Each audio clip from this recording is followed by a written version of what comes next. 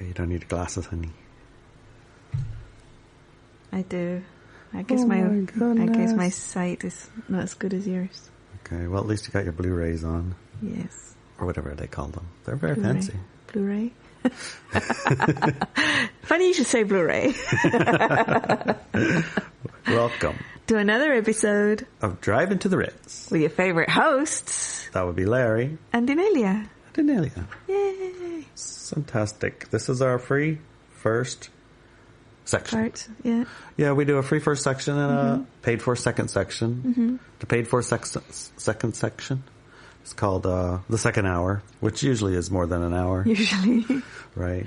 Ilya and Adelina, and occasionally others, but mostly they. Yeah. A couple from Romania. They expand and ask a lot of really relevant, interesting questions. Yes, they do. Yeah. About the things that we talk about in this half hour, or half hour, 20 minutes, hour, whatever it is. Yeah, and they bring a level of understanding through inquiry. Yes. Which I think is one of the best ways to learn. And full clarity, transparency of experience. Right, and full integrity. They ask questions even if it makes them look a little bit, whatever. They don't really worry too much. Hey, there is no, there is some bad questions, but they don't ask those.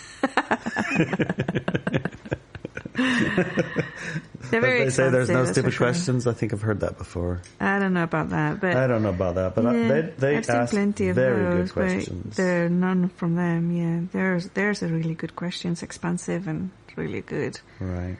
Like people can identify with those questions. Right, a lot of bearing the soul, so to speak, and their personal experience with the things that we're talking about. Exactly. Yeah. So if you're interested in that type of dialogue and that kind of expansion and what comes with it, which is that's a private Telegram group, right? And after party, and even classes. Well, that's added. Yeah, that's it's not part of the second part of the podcast. Well, but you can that's choose that subscribe to, star. Yes, so you can be part of the classes also. Yeah, that's another thing. And also that supports our work. So gosh, that's win-win. Nice. It's nice to be supported in your work. It's beautiful, right? to be supported in your work. Yes, I really like it when I'm supported in the work that I'm doing. Yes, absolutely. Me too. Other than just how good it makes me feel, I like to go buy food, ice cream, not just cream, and go make some sugar and then I freeze it. I like to just get the ice cream sometimes. Yes. Okay. Anyway, that's our ad for the minute. Okay. But what I really want to talk about, besides that, is what everybody's talking about. UFO whistleblowers. Yeah. I called it. You called it. So this is the experience of the last week, and this is probably a week or two after it's happened. If you haven't, if you are under a rock and you haven't heard, the U.S. government has a whistleblower, right? And the that funny whistleblower, thing is, the funny thing is that I've been watching this narrative for the past 3 years. Yes, it is super funny. And I've been saying, okay, it's begun, and then it's going to grow, and it's going to grow. First of all, I said it's going to start at such and such a time of such and such a year, and it did. Yep. Begin then. And it's been slowly growing. So, yeah. But now it's like all of a sudden, this type of the words that are being used, it's some time for those words to be used in the narrative that we're going to be exploring. Right. Shall we read a little bit of it, or did you have any more? Well, I just wanted to set the stage. Yeah. Which is a little bit of it. If you have been under the rock, which is, I found quite shockingly, more people than I would have believed were a little bit under the rock. They had no idea that a government whistleblower came forward, right? Right. And in the sense of a government whistleblower, it's the kind of whistleblower who, by all normie, I guess normie would be the word that you might use, regular person who isn't really a UFO person, who's like UFOs, NFOs, RFOs, whatever. That type of a person. Someone who they would take as legitimate authority to say whether or not things are true, right? And even then, they might be it's not like on the top of their radars, right? So in this case, a whistleblower is a person who's blowing the whistle on something he thinks or she thinks is being handled improperly, illegally or something, right? Illegally, usually. And so they're telling what it is they experienced and using the whistleblower protections that the government also has to shield themselves from repercussions of it. And trying to do it in a public way, right?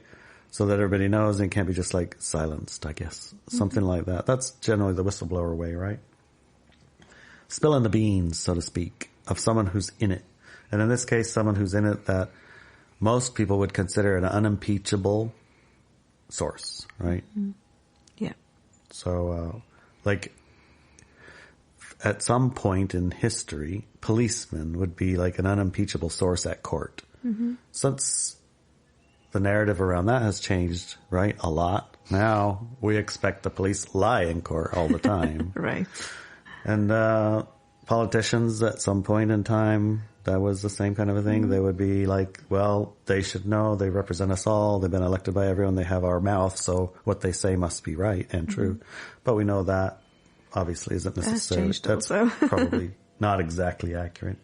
In this case, you know, as a military officer in the Air Force, high-ranking military officer in the Air Force, who carries an oath keeper, right? And their oath is, I think the Air Force one has something to do with integrity.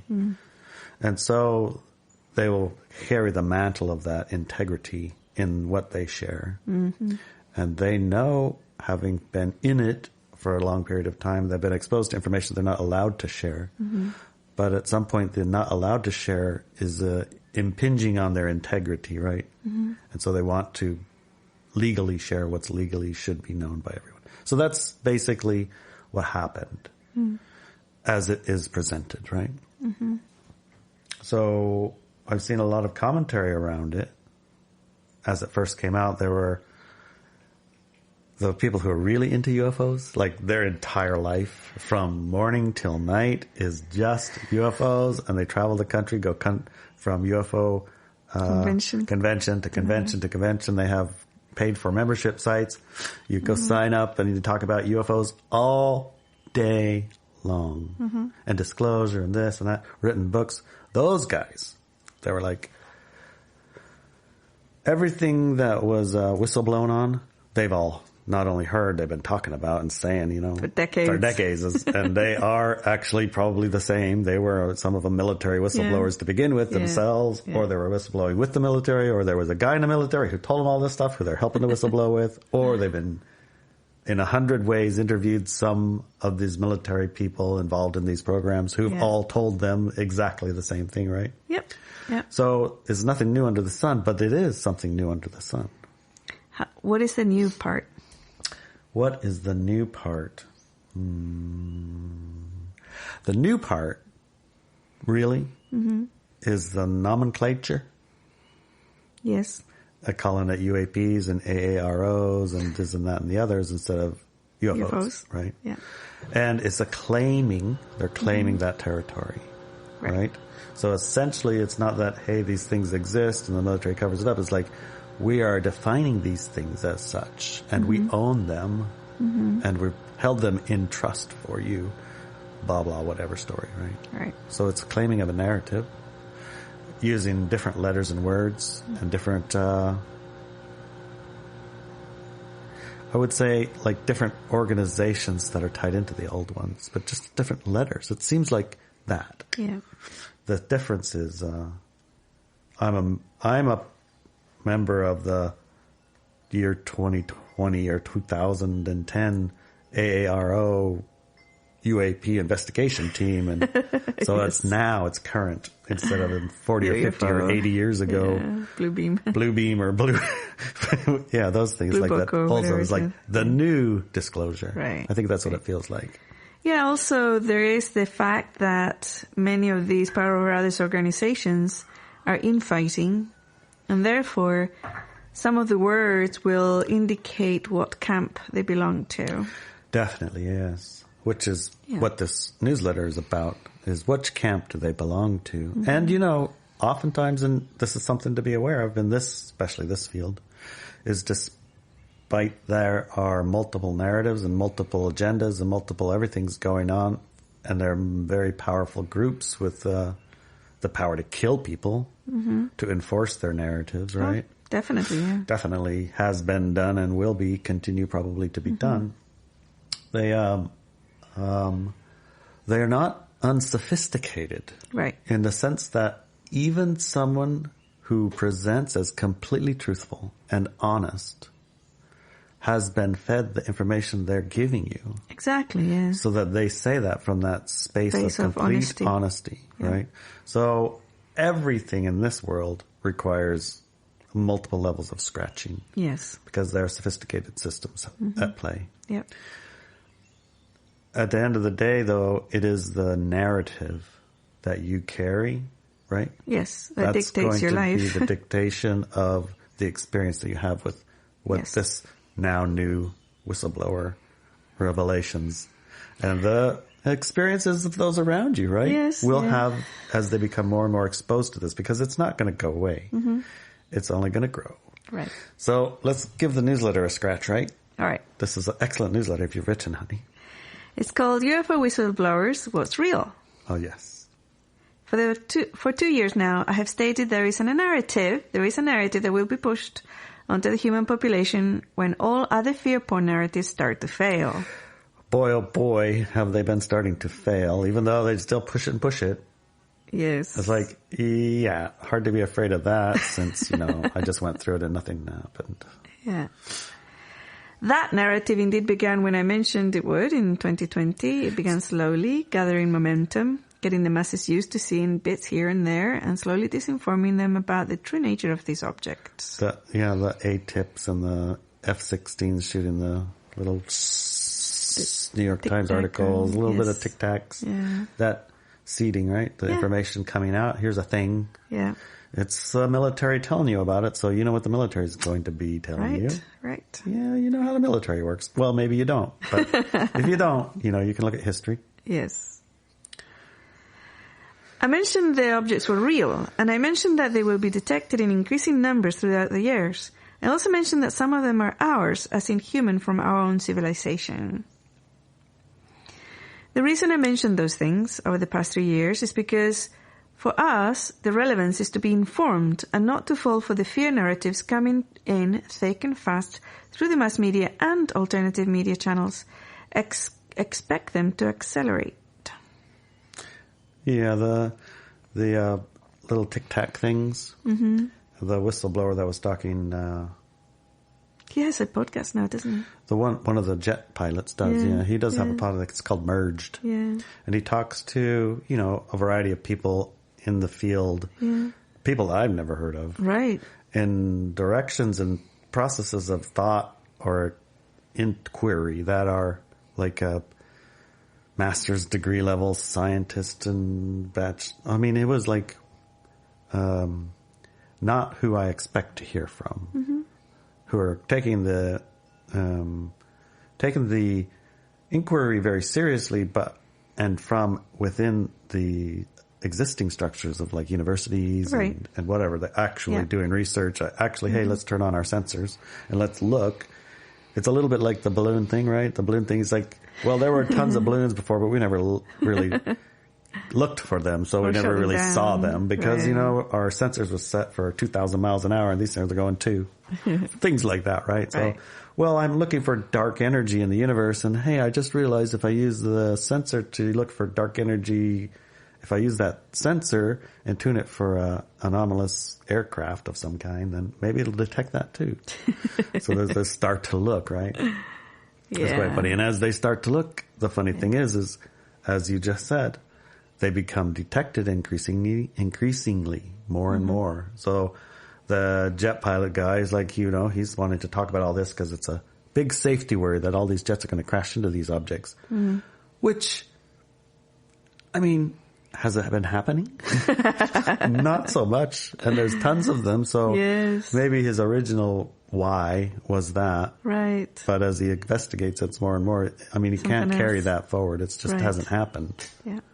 Anyway, that was the funny thing, is that he's talking to his pilot friends now, and his experience was in 2004 or 5, ages ago. And his current pilot friends, ago or something. They're saying, yeah, we see them all the time. They're just everywhere. Everywhere.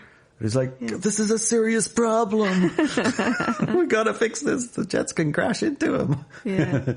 So that's his why, you know, but yeah. Anyway, and again, it's fear-based, right? It is, right? It's he's afraid of crashing into them. But he has been altered in his experience because, you know, it's basically taken over the purpose of his life. Yes, definitely, yeah. Anyways, keep going, honey. Okay, so the seeding. Seedings. Wait. Seedings. Yeah, so the word seedings to look for are, so seeding a word in the human collective. Wait. What? That paragraph there you missed. That's I did? Yeah, the reason. Oh. The reason that you mentioned these things are being detected in increasing numbers. Yes. The reason I mentioned those things over the past 3 years is because for us, the relevance is to be informed and not to fall for the fear narratives coming in thick and fast through the mass media and alternative media channels. Expect them to accelerate. Right. The word seedings to look for are unknown, the word unknown, the words aerial threat, the word destroyed, the word shot down, the word shoot them, the word terrified, the word fear, the word helpless, right? Those are the type of words that you need to look out for. Right, so they'll say we saw a UAP, and it could present an aerial threat. Yes. So we shut it down. It ought to be, these things we should know how to destroy them. They should be destroyed. Those are like the way that we destroyed them. Yeah. We destroyed that unidentified aerial threat using a standard AIM-9 missile. Exactly. Right. Yeah, that type of thing. Right. So part of those seedings places the reaction or response to people that we would then give authority to, like the military or the government. The government will take care of it. The military will take care of it. It's nothing to do with me. I'm just going to wait and see what happens. I'm a civilian. Right. Right. There's a thing over there, but the military's got it. It's not my job to even do anything. Just sit here afraid and see what they do. Right? Probably call the military's hotline. Or the police. I have one of those things here. Can you guys deal with it? Yeah. That type of thing, right? The word seedings that are coming they start coming now, okay? Really? Yeah. Although they've already been seeded, they started being seeded already. In the movies, definitely. Well, definitely the movies, but even in the news, it started seeding them, I think it's 2011 or something. The death ray, ray, doesn't that come from Cuba? And they're using the death ray on the Cuban thingy. Yeah. So, death ray is one of them. Beam, another. Attack, particularly over cities. Ooh. Instant death. Oh, I wonder how that could be cut and brought about. Let's not go there in the public side. We can talk about that on a second private. On the second hour if you're really interested in instant death. Yes. Loss of control. Oh, that's another. Yeah. Loss of mind. Oh, most definitely this is going to be second hour topics. Yeah. Loss of life. Okay. Also, of course, all of these related to the alien threat. Of course, they're completely related to that alien threat. Right. So all these word seedings are going to start happening, or already some of them already have started, but they're going to accelerate and then become mass media productions and alternative media productions. I could just already see it. It's, oh my gosh. What do you see? I can already see, it's like you can almost aren't going to be able to have a conversation because people are going to be automatically right to that. Right to what? Death ray, instant death. These things are a menace to our cities. They need handled. Oh my God. Don't worry, the military are here and they're going to shoot them with missiles. Oh, thank goodness. Okay, like I mentioned before, these objects are real. What's really happening here? Okay. What these objects are and why we can see them now, either with our own eyes or with technology that is now available to everyone, is part of the expansion of awareness that our species is going through at this time. So it would already be happening. Yes. The visibility of these objects is the natural thing fully expected and known will happen. So like if you were aware of the way and things will be happening, you would know that these objects will become more and more frequently visible through your own eyes and through cameras. The technology, the cameras, or the little infrared things with the sensors fixed, or your iPhone with the 3D vision goggles put together, the red and the blue over the top of it, or the night vision generation, whatever, or the regular old tech that everyone would be able and would be necessarily as a function of the raising frequency of the planet. Expansion of awareness. Expansion of awareness. Mm-hmm. Okay, that's a better way of saying it. Because of that, these things will be more visible and obvious. You already know that if you knew. And if you didn't know, someone would be telling you something. Right. So the visibility of these objects is a natural thing, fully expected and known will happen. Right. Okay. Much like the eclipses were known by a few, and the information of them coming was used by kings and religious authorities to connect the narrative of control and power of the heavens to an experience that had zero to do with the kings or religious authorities. But they took the credit. They took the credit, yes. And they created the narrative. They created the narrative. And if you didn't know any better, you better believe that king. Yeah. I mean... You better do what the king says, or that religion. The risk of the entire rest of everyone's life is dependent on you doing whatever it is. Yeah. Or else the sun's going away, for crying out loud. Exactly, yeah. It's not a small thing. Not it's a small serious. Thing. It's very serious, yeah. What these objects are is technology from human and humanoid, as well as non-humanoid species that are strongly related to Earth and or are part of our previous civilizations here. So, that's what's real? Read it again. What they are is technology from human and humanoid, as well as non-humanoid species that are strongly related to Earth and or are part of our previous civilization here. Yes. Huh. Well, that's a mouthful. Yes, it is. Everyone who chose a power over others experience during the previous split was placed in a kind of remote part of the Earth to play those games unhindered. So could that be what some people consider the prison planet? Yes. Oh. We can see many cultures have a history of gods or large crafts placing humans on Earth and teaching them how to eat, hunt, and survive. Funny, they would have to teach them how to eat. I know, weird, right? How to survive.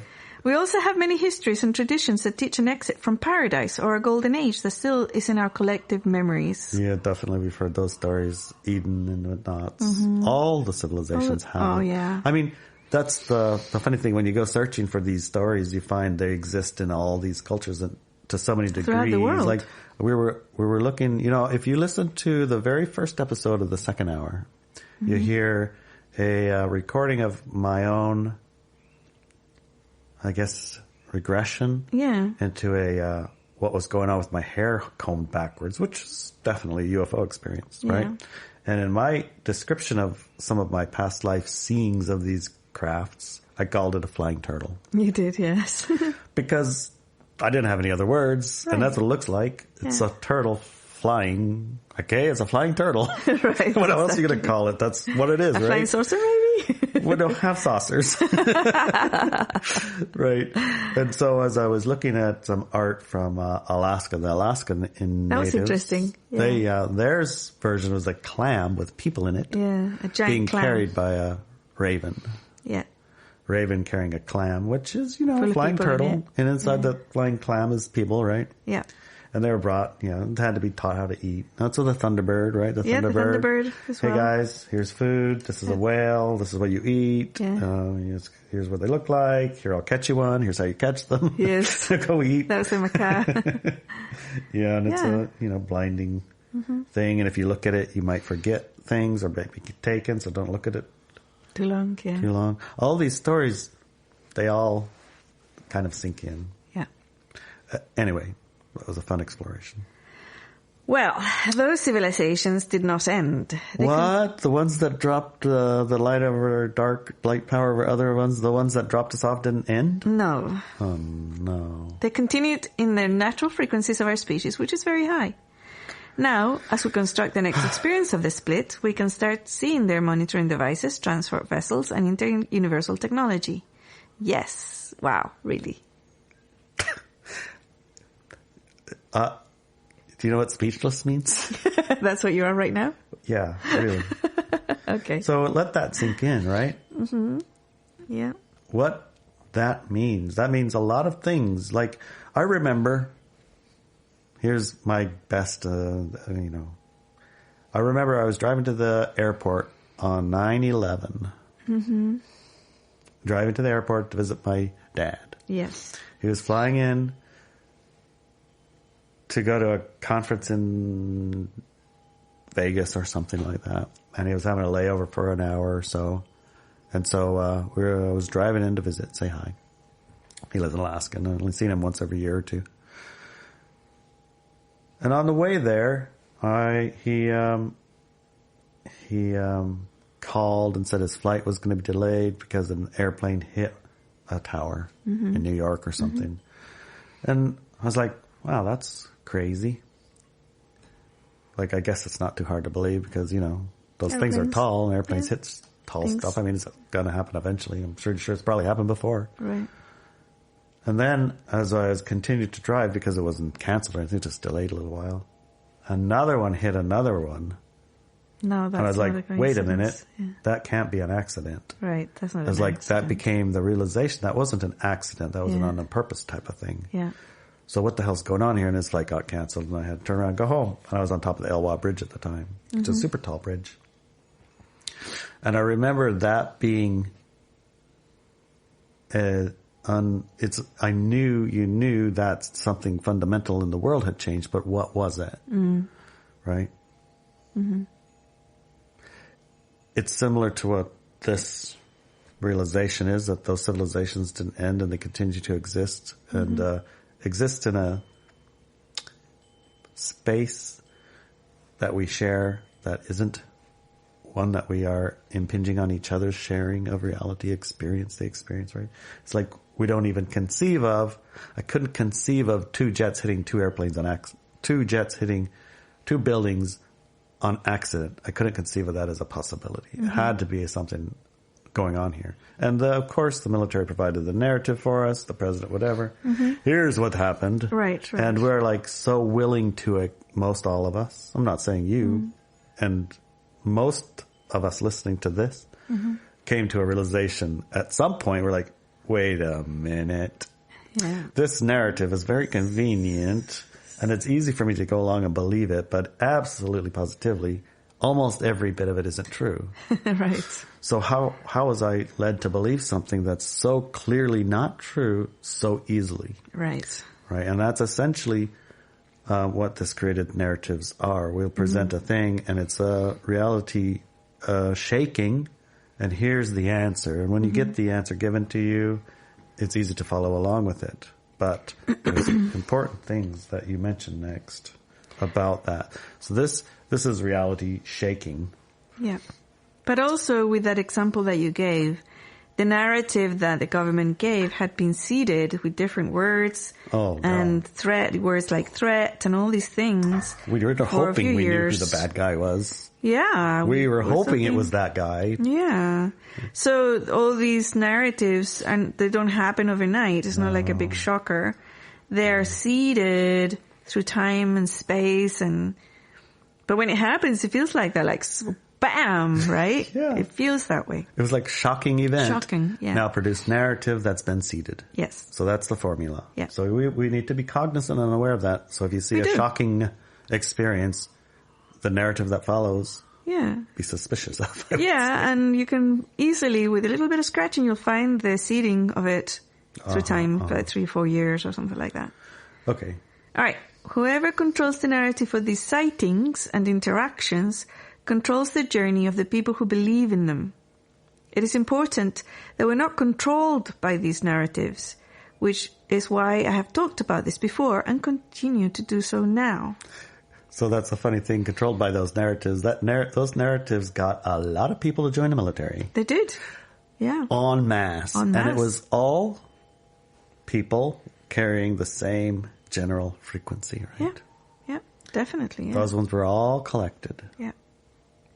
Therefore, remember, if it generates fear and helplessness, then you can be sure it is a power over the other's narrative. Okay? Look at it, acknowledge it, and drop it. Can I add a couple of words? Interject a couple of words? Yeah. So the military men and women that were collected didn't have fear and helplessness. They had the reciprocal, which is savior and righteousness. Yes. So if it generates savior and righteousness equally. Also, yes. Good point. Thank you. Yes, very good point, yes. Look at it, acknowledge it, and drop it. There is no benefit for us to engage with it in any form. Not even to tell people to wake up and see what's really happening. Just be aware of it and continue with your good works. If someone was to ask your personal opinion, share it, what you have truthed to be real. Such as, yes, the craft is real, but the story around it is BS because it's obvious the story is to generate fear and helplessness or savior and righteousness, which is total crap. Right. Right. As to how we, those who don't fall for the low-frequency games, respond to the objects themselves that are not our own civilization's objects. And I mentioned that not our own civilization's objects. Right. Because when we were traveling, remember? Right, from Sacramento north and through some of the, like, it was, I'm pretty sure it wasn't I-5, but it was the road next to it, paralleling it, that go to I-5. We would wend up through the orchards in a way. Yeah. Like these trees and things, and it wasn't the regular freeway. We're trying to avoid some of the smoke or take the unusual way north. We went very, very close. Actually, we skirted the Area 51 base. Oh, right.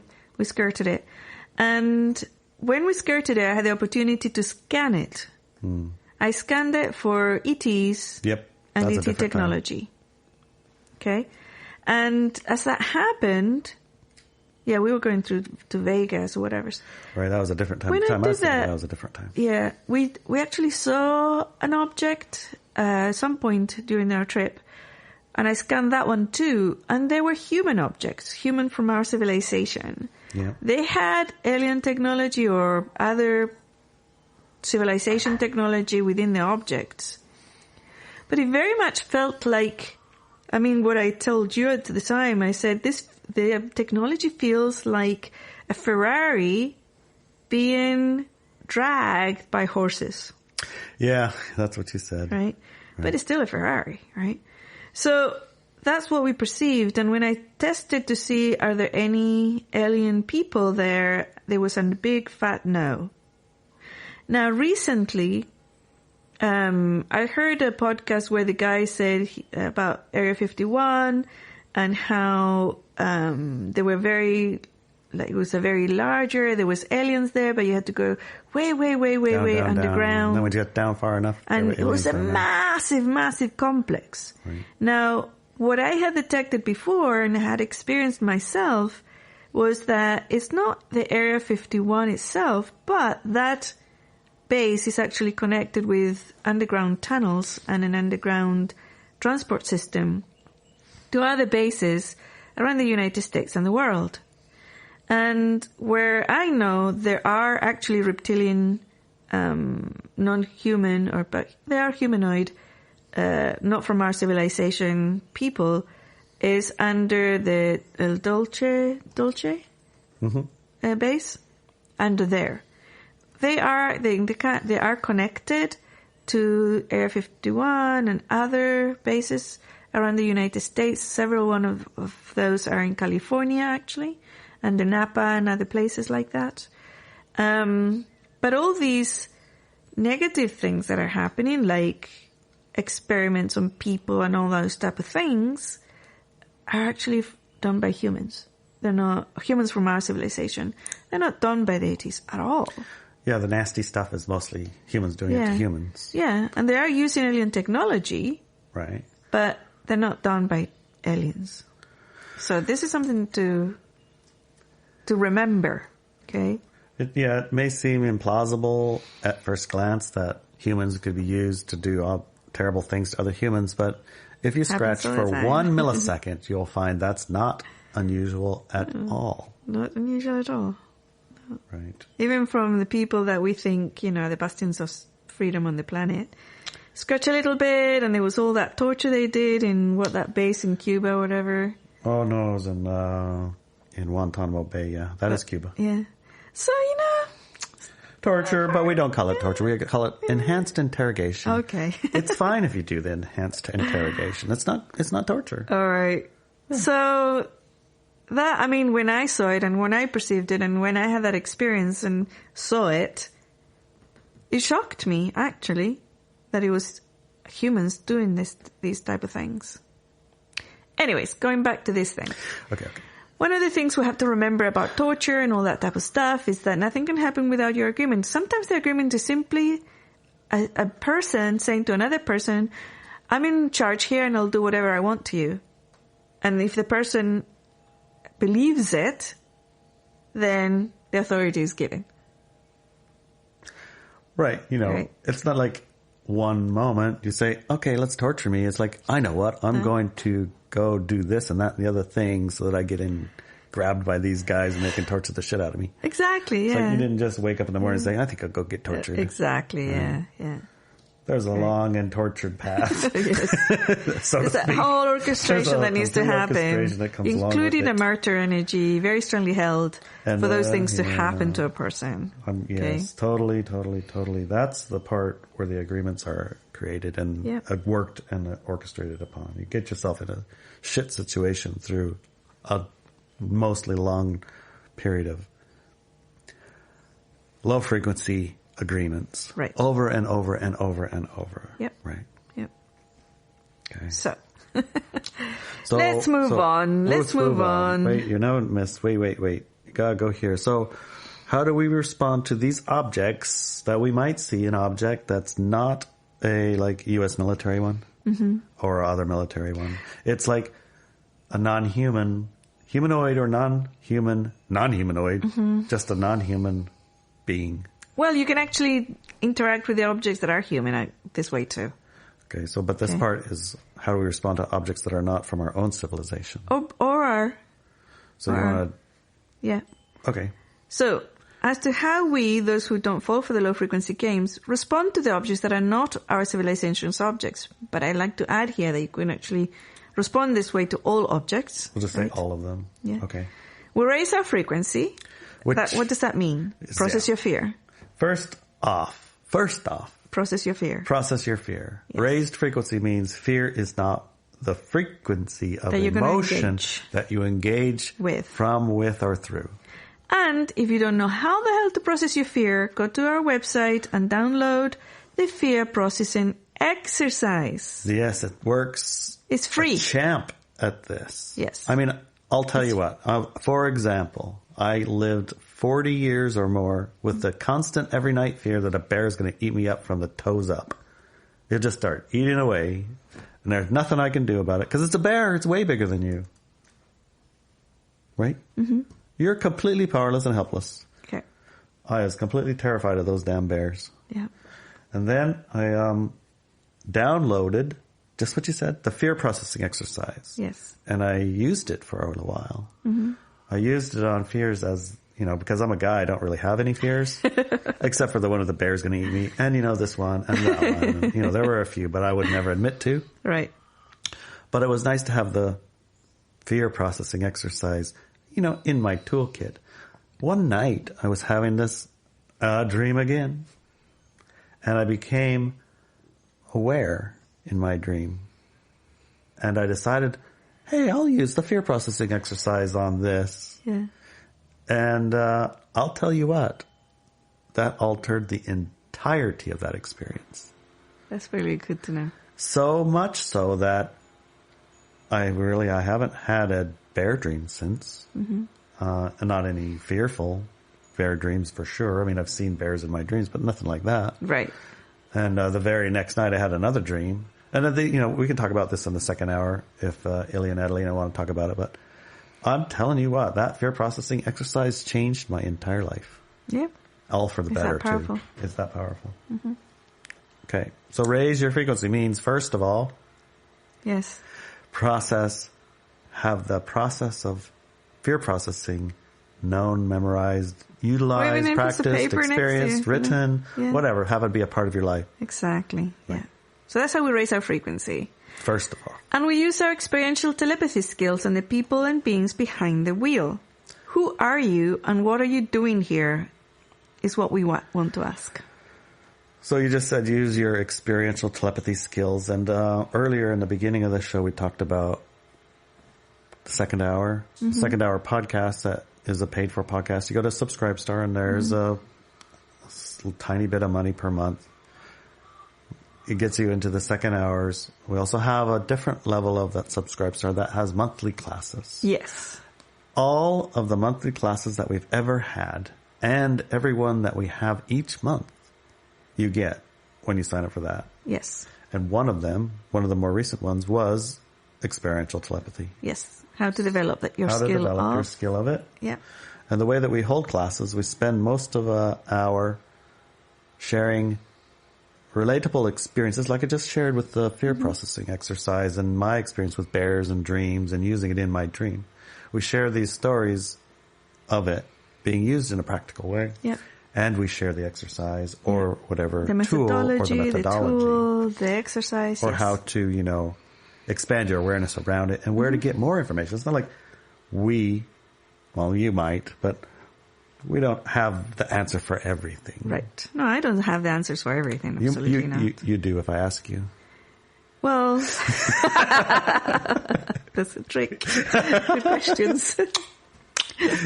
Point being, we don't claim to have the end-all everything. But it's a really good one. We definitely have a good way to step into exploring these things without getting yourself taken advantage of. Exactly. Right? So you do that skill, you use it, and if you don't know it, go there, grab it, right? Right. You can get the second hour and take the class, and all the other classes that are there's a dozen there now, and the next one that's coming up, which probably is going to be a past class by the time you hear this. Probably. It is about Lemurians, right? Lemurians fit into this, I gotta say. Yes. Up a few chapters. Yes, they do. Okay.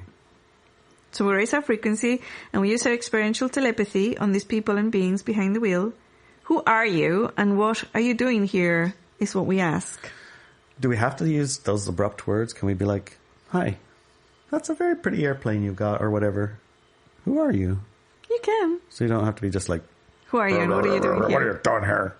Like somebody walks up your driveway is like, who are you? What are you doing here? You don't need I personally think that if you push your authority of who are you and what are you doing here as a command, they actually have to answer the truth. So yes, do it that way. Yeah. If they offer salvation, candy, healing on kittens, we tell them to go away. What the heck is wrong with candy?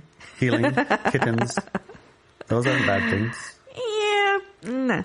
If they say we're here to kidnap you and experiment, I suggest we say the same. Go away. I agree with you on that one, but what about the healing and the kittens and the candy? I need details. You have your own candy. Nobody can save you. What? I do not have candy from the planet Zelf. I don't even know what it looks like. Well, let's say it this way. Okay. Did your mommy ever tell you, or daddy ever tell you, if somebody offers you candy... Don't take candy from strangers? Don't take candy from strangers, especially if they're near an unmarked Did you ever use that one experiment where you say, hello, my name is... and they introduce themselves, and now they're not strangers? And now I can take their candy? Yeah, but don't get into the van with them. Okay. Okay. You can take their candy, but don't take it... if they say the candy's in the van... If they have some candy, in the UFO, I'm going to take the candy, but I'm probably not going to eat it. I'm going to let it get examined. But if they offer you candy and they say, well, you have to come into our spaceship to get the candy. Okay, and candy could be metaphorical. Yeah. It could be a crystal, right? It could be a magical healing device. Yes. It could be, look at this, the most adorable kind of pet thing that you've ever seen in your life. Come in here and play with this thing with us. Then no, don't do it. Not to start out with. Because you might find that they're not treating you like an equal. They're seducing you in or fearfully. We're here to kidnap you and experiment, and you have no power over it. No say in this matter. Then that's also power over others, both of those. They don't need that. When you're speaking to an adult, they don't need those things. They wouldn't do those things if they're friends and cousins, okay? If you experientially connect with them, and they're excited about the communication, and treat us as equal cousins, then we ask more questions. Whatever we do not give our authority away. And if at any time we start projecting Savior onto them, we step away. Okay, so, I think that if we are excited in our communication with them and treat them like, because I'm going to show them my kittens. Right. And my candy, probably. Mm-hmm. Maybe some of the healing devices I have, if they were like injured in some way. Mm-hmm. But I don't suppose that I would start out with that. I think essentially what we're talking about in the beginning is that they offer you some bait. Yes. To get into their craft. Right. That's probably what you want to avoid. But if you are communicating with them at an experiential level and they're sharing their beautiful pet, that's okay. Yeah. Right? Yeah. Okay. Just making sure we got the clear. Just don't give your authority away at any time. It. Okay? Okay. All right. During time when we existed mostly and primarily in the frequency of fear prior to the time. During the time when we existed mostly and primarily in the frequency of fear. Which I would say is any time prior to, let's say, 2010. 10? Okay. Prior to before 2010 especially. Before the fear processing exercise was with us. Right. And the rising of the vibrational frequency of the planet. Nearly all experiences with non-human intelligence and UFOs were had with the fear frequency ruling our reactions. So much so that even a voluntary meeting of equal cousins was pretty difficult to have because we're coming in from our low frequency baseline. Yeah. That is changing now. But it depends on us. We're the ones responsible for our experiences. Right. Therefore, whether it's an object in the sky that you read about on the internet, or a conscious and personal experience of us on a ship, or a 10-foot tall green being in our backyard telling us he's our cousin, the energy we carry at the time will dictate the results we have. That 10-foot alien in the backyard thing is quite funny because we were just watching. I mean, right after the whistleblower comes out, all the other things start popping up too. And yes. So in Las Vegas, the policeman had a camera on his chest, Her chest, yeah. Her chest.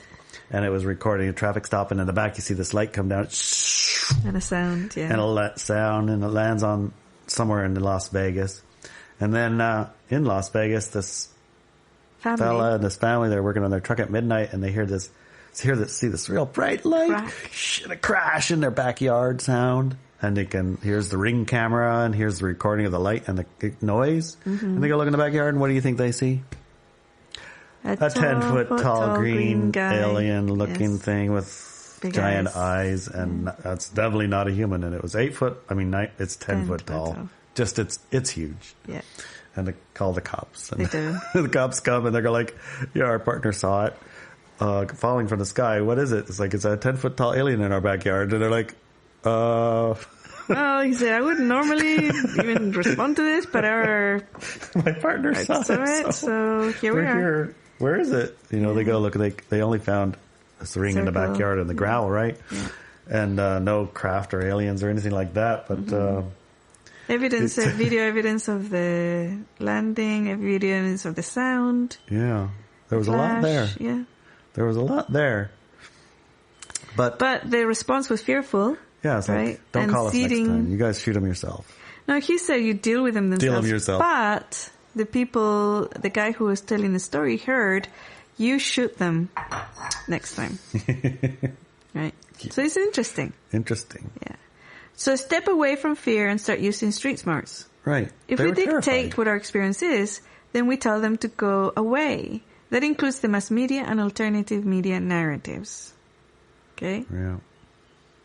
If they start dictating what our experience is, or has to be, then we tell them, go away. Do you understand? We dictate. And if they acknowledge and respect that we dictate our experience, then that's good. But if they try to dictate our experience, you will be afraid, or you will be taken now, or you will be, right, helpless. Death rate, or instantly killed, or whatever's. Or you will be saved by us. Yeah. If they dictate it, then tell them to go away. Okay, fine. And that includes messages from the mass media and alternative media narratives. Okay, yeah. So, you're informed now, right? Yeah, I imagine we'll be revisiting this more often than not. Yeah. Probably. And most certainly in our second hour. So go to Subscribestar and grab that second hour. I agree. And if you want to know the Lemurians' connection to what we're talking about, or you don't even know what a Lemurian is, go to the Subscribe Star. Yeah. Check out that class. It's going to blow your mind. Indeed. Indeed. Okay. Till next week, I guess. Yeah. Love you, darling. Love you.